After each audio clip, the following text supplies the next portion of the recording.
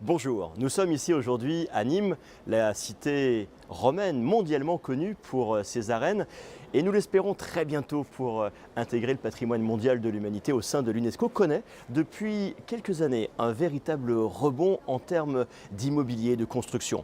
Traditionnellement, le mois d'octobre est l'occasion de faire le point sur ce secteur économique à l'occasion du salon de l'immobilier que nous avons l'immense plaisir de vous présenter aujourd'hui.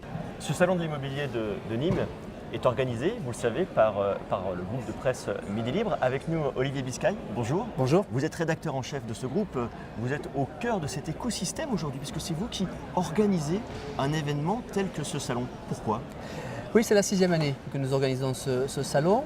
Pourquoi ? Parce que nous voulons être au plus près du terrain et être des acteurs de ce territoire, des acteurs économiques. Nous ne sommes pas simplement là pour livrer de l'information ou de l'actualité, mais aussi pour être des acteurs en passant par de l'événementiel, en organisant des salons, des grands forums, des grands débats et des manifestations qui fédèrent le territoire. C'est un vrai sujet aujourd'hui dans le groupe Midi Libre, puisque effectivement il y a cette partie événementielle et puis le digital qui est un objectif à très long terme, à court terme, vraiment d'arriver aujourd'hui à digitaliser l'information.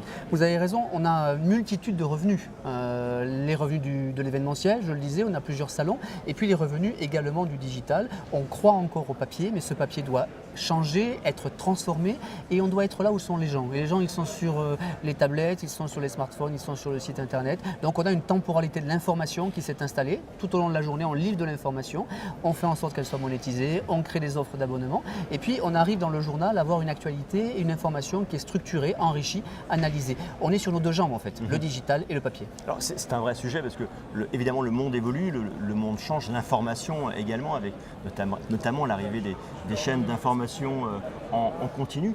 Est-ce qu'on peut se projeter, alors peut-être pas à 30 ans, mais dans les 10-15 prochaines années, comment on consommera quelque part cette information? Comment un groupe tel que Midi Libre va-t-il évoluer?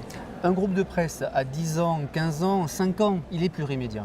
On est papier, on a encore des lecteurs, on a encore des clients qui sont attachés à ce journal, à ce matériau-là. Et on a aussi une population qui veut nous lire sur les tablettes, sur les supports numériques. Mais les supports numériques, ce n'est pas seulement de l'écrit, c'est aussi de la vidéo. On y réfléchit, on a augmenté notre production vidéo, c'est aussi la voix. Vous savez qu'il y a aujourd'hui les bornes qui permettent bien de lire le journal.